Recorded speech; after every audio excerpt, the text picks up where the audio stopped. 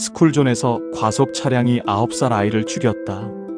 2019년 가을, 이 한 문장이 대한민국을 뒤흔들었습니다. 뉴스와 인터넷, 커뮤니티마다 이 문장이 복사되듯 퍼져나갔고, 사람들은 굳이 더 많은 정보를 찾지 않아도 된다고 느꼈습니다. 스쿨존, 과속, 9살 아이. 이 세 단어만으로 분노하기에는 충분해 보였으니까요. 사람들은 머릿속으로 비슷한 장면을 떠올렸습니다. 속도를 줄이지도 않고 스쿨존을 달리던 차, 그리고 미처 피하지 못한 9살 아이. 댓글에는 스쿨존에서 어떻게 저럴 수 있냐, 영원히 운전 못하게 해야 한다는 분노가 쏟아졌고, 여론은 순식간에 한 운전자를 향해 몰려갔습니다. 우리의 분노는 너무 빠르고 너무 단순하게 방향을 정해버렸습니다.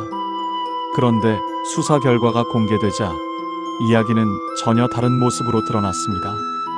가해 차량의 속도가 스쿨존 제한 속도보다 낮았다는 분석이 나온 겁니다. 법적 의미의 과속이 아니었다는 사실이 알려지자 사람들은 혼란에 빠졌습니다. 그렇다면 처음 우리가 믿었던 이야기들은 무엇이었을까요? 우리는 대체 무엇을 근거로 그렇게 분노했던 걸까요? 한 아이의 죽음은 곧 민식이법을 만들고 전국 스쿨존 시스템을 바꾸는 계기가 됐습니다. 하지만 그 과정에서 과속 프레임과 과잉 처벌 논란, 정치와 여론의 과열이 뒤엉켰고 지금까지도 의견이 갈립니다.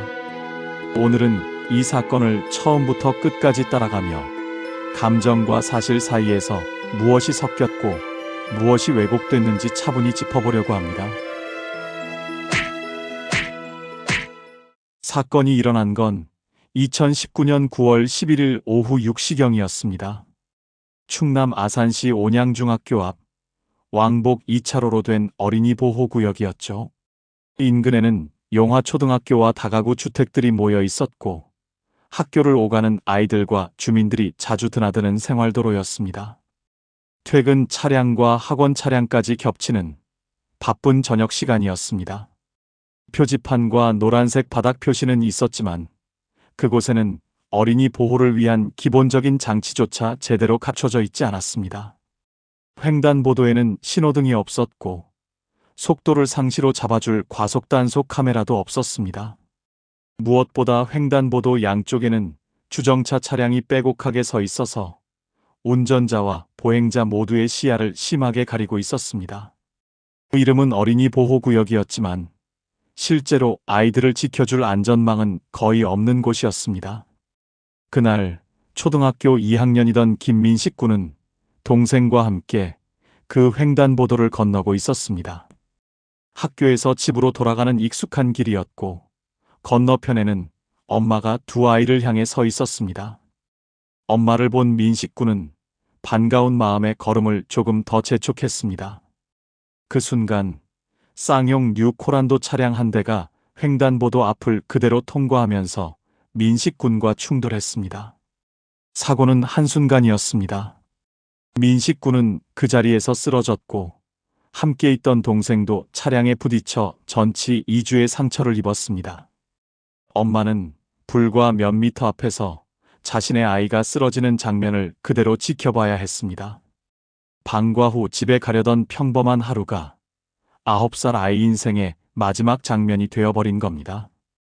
곧바로 119가 출동했지만 이미 너무 늦은 뒤였습니다. 사고 소식이 알려지자 언론은 일제히 스쿨존에서 과속하다 9살 아이를 치어 숨지게 했다는 프레임으로 사건을 보도하기 시작했습니다.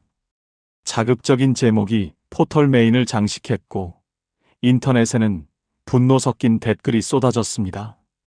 유족 또한 당시에는 가해 차량이 빠르게 달렸다고 믿고 있었고 인터뷰에서 그 분노와 슬픔을 있는 그대로 드러냈습니다. 국민 여론은 순식간에 스쿨존에서 과속한 운전자에 대한 집단적인 규탄으로 변했습니다. 김민식 군의 부모는 채널A 아이콘택트, MBC 국민과의 대화 등 여러 방송에 출연해 자신의 사연을 알렸습니다. 스튜디오 한복판, 영정사진을 들고 서 있는 부모의 모습과 떨리는 목소리는 많은 시청자들의 눈물을 자아냈습니다. 그 장면을 본 사람들 중 상당수는 사건의 원인을 이미 마음속으로 정해버렸습니다. 스쿨존에서 과속한 나쁜 운전자 한 명이라는 단순한 그림이었습니다. 그런데 시간이 지나고 도로교통공단의 분석 결과가 공개되면서 상황은 달라졌습니다. 주변 차량 블랙박스와 CCTV를 정밀 분석한 결과 가해 차량의 속도는 시속 23km 안팎으로 확인됐습니다. 스쿨존 제한 속도 30km보다 6km 이상 낮은 수치였습니다. 법적으로 말하는 과속에 해당하지 않는 속도였던 겁니다. 우리가 당연하다고 믿었던 전제가 처음부터 사실과 달랐던 것입니다. 운전을 해보신 분들은 아실 겁니다. 기어를 넣고 엑셀을 거의 밟지 않아도 차가 저절로 굴러가는 속도가 대략 시속 10km 정도입니다.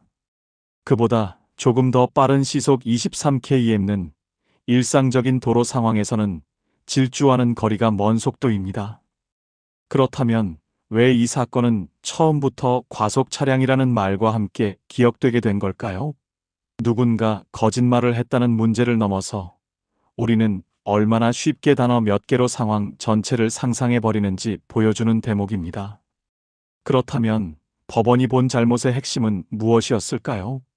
판결문에서 재판부는 속도 자체보다 횡단보도 일시정지 의무 위반과 전방주시 태만을 더 중요하게 봤습니다. 불법 주정차 차량들 때문에 시야가 가려진 상황에서 스쿨존 횡단보도 앞을 그대로 지나간 점 아이가 언제든 도로로 나올 수 있는 환경을 충분히 고려하지 않은 점을 문제 삼은 겁니다. 다시 말해 이 사건에서 쟁점이 된 것은 시속 30km를 넘겼느냐 안 넘겼느냐가 아니었습니다. 제한 속도보다 느리게 달렸더라도 시야가 가려진 스쿨존 횡단보도 앞에서는 일단 멈추고 살폈어야 한다는 것이 법원의 판단이었습니다. 과속이 아니니 잘못이 없다는 것도 과속이었으니 모든 설명이 끝난다는 것도 아니었습니다. 그 중간 어딘가에 있는 현실이 이 사건을 더 복잡하게 만들었습니다. 그러나 아이를 잃은 부모에게 이런 설명은 너무 차갑게 느껴질 수밖에 없습니다. 눈앞에서 아이가 죽었는데 과속은 아니었다는 말이 위로가 될 리 없습니다. 그래서 유족의 분노는 계속됐고 많은 시민은 그 감정에 공감했습니다. 하지만 과속이 아니라는 사실이 알려진 뒤에는 여론의 방향이 갈라지기 시작했습니다. 일부는 가해자를 향한 동정론을 펼쳤고 반대로 유족을 비판하는 목소리도 커졌습니다.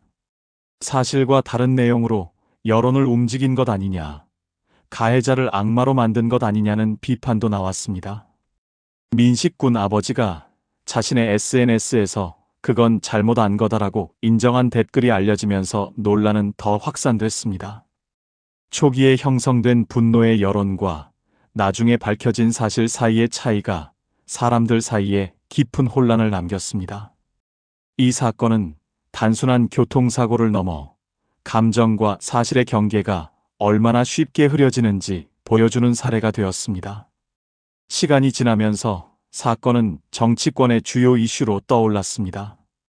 유족은 청와대 국민청원을 통해 스쿨존 안전 강화와 처벌 강화를 요구했고 국회와 정부는 이를 외면하기 어려웠습니다.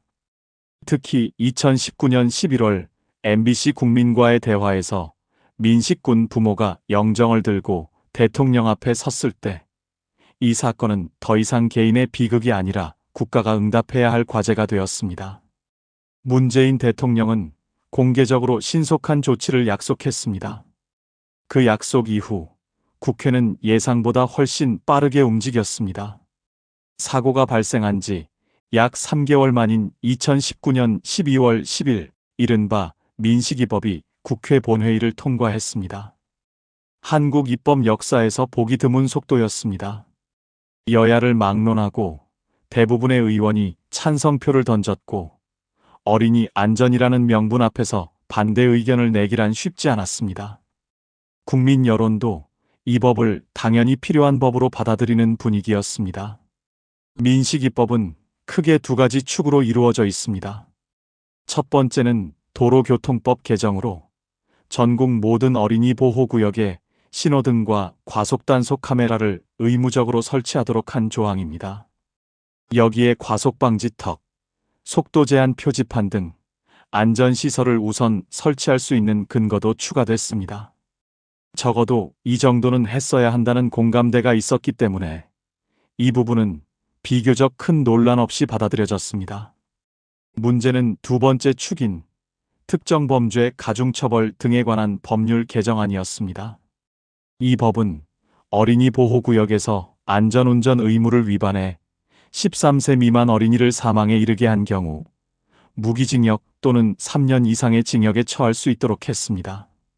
상해에 그친 경우에도 1년 이상 15년 이하의 징역 또는 500만 원 이상 3천만 원 이하의 벌금형을 규정했습니다. 음주운전 사망사고에 준하는 강한 처벌이 스쿨존 사고에도 적용될 수 있게 된 것입니다. 여기서부터 운전자들의 불안과 반발이 커졌습니다. 음주운전은 술을 마신 상태에서 운전대를 잡는 누구나 알 수 있는 명백한 불법 행위입니다. 하지만 스쿨존 사고 중에는 제한 속도를 지키고 서행을 했음에도 불구하고 아이가 차 사이에서 갑자기 뛰어나와 피하지 못하는 경우도 있습니다. 이런 상황까지 모두 같은 잣대로 무기징역, 최소 3년 징역형의 위협에 놓이게 되는 것 아니냐는 걱정이 커졌습니다. 일부 교통 전문 변호사들은 스쿨존에서는 차에서 내려서 밀고 가라는 말을 농담 반 진담 반으로 꺼냈습니다. 민식이법 조문만 보면 언제 어떤 상황에서든 운전자가 모든 책임을 뒤집어 쓸 수 있을 것처럼 느껴졌기 때문입니다. 인터넷에는 스쿨존은 이제 지뢰밭이다, 운전자만 인질이다 같은 표현이 넘쳐났고 어린이 보호라는 취지와 별개로 공포와 반감이 함께 자라나기 시작했습니다. 하지만 실제 판결 사례를 하나씩 살펴보면 법 조문이 허용하는 최고형과 법원이 실제로 내리는 형량 사이에는 상당한 간극이 있습니다. 민식이법 시행 이후 스쿨존 아동 치사상 사건에 대한 판결을 분석한 자료들을 보면 실형 선고 비율은 대략 5에서 7%에 그칩니다. 나머지는 대부분 집행유예나 벌금형이었고 사망사고임에도 집행유예로 끝난 사례도 적지 않았습니다. 조문만 놓고 보면 매우 엄격한 처벌이 가능할 것처럼 보이지만 현실의 법원은 여전히 비교적 보수적인 양형 태도를 유지하고 있는 셈입니다. 또 다른 문제는 비슷한 사고에도 재판부마다 결과가 크게 달랐다는 점입니다. 전치 8주 상해를 입힌 스쿨존 사고 5건을 비교해보면 어떤 사건에서는 징역 1년, 다른 사건에서는 벌금 500만 원, 또 다른 사건에서는 무죄가 선고되기도 했습니다.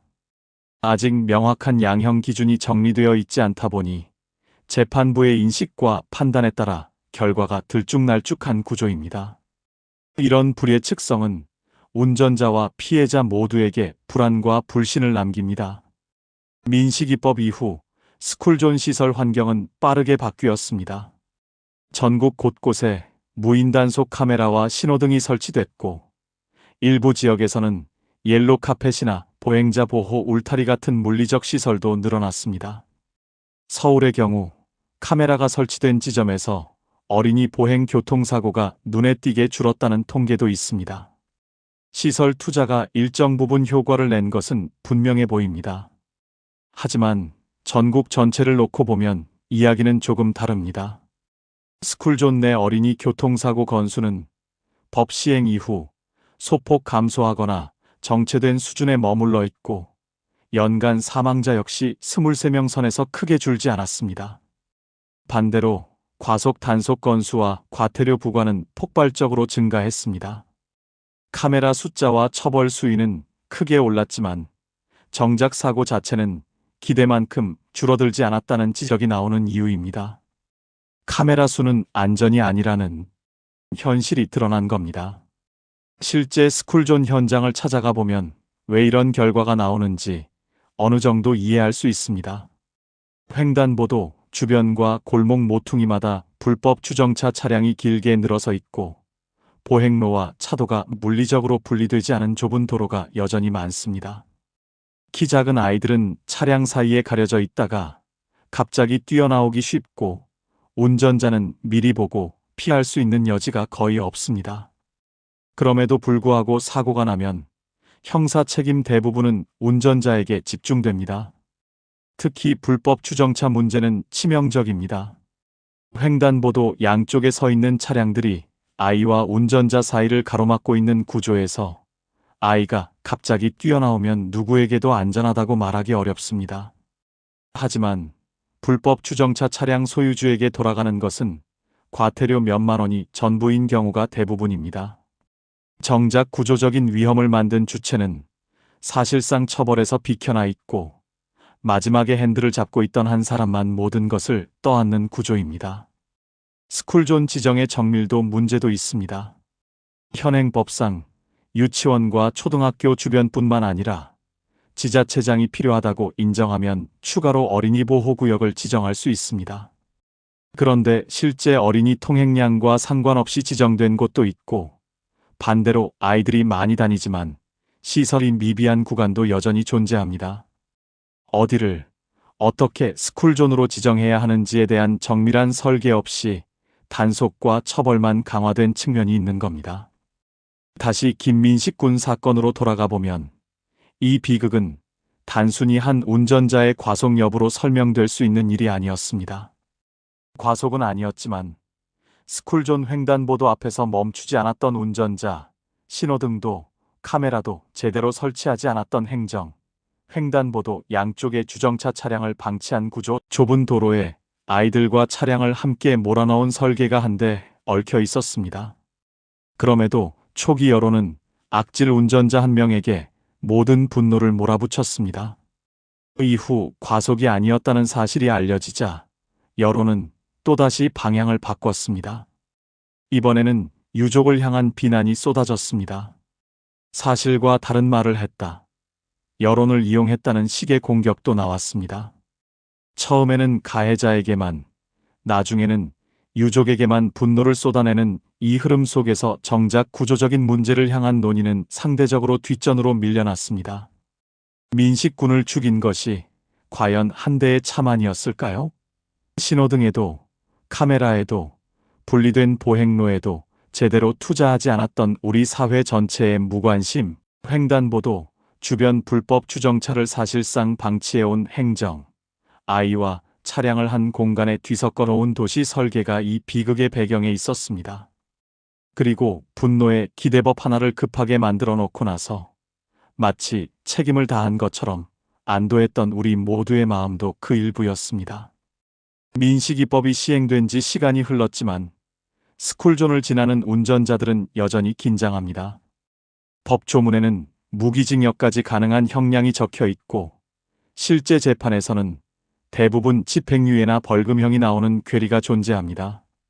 피해자와 가해자, 운전자와 보행자 모두가 이 시스템을 온전히 신뢰하지 못하는 이유가 여기에 있습니다. 처벌을 강화하는 것만으로는 안전을 완성할 수 없다는 사실이 점점 더 분명해지고 있습니다. 그렇다면 진짜 변화는 어디서부터 시작되어야 할까요? 불법 주정차 차량 소유주에 대한 책임을 강화하고 스쿨존 지정 기준을 실제 어린이 통행 패턴에 맞게 고도화하며 재판부마다 판결이 들쭉날쭉하지 않도록 양형 기준을 마련하는 일이 필요합니다.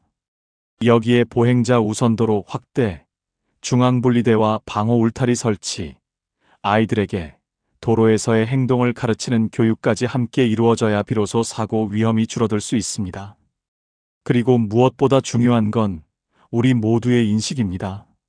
스쿨존에서는 제한 속도만 지키는 것이 아니라 언제든 멈출 수 있을 정도로 서행해야 합니다.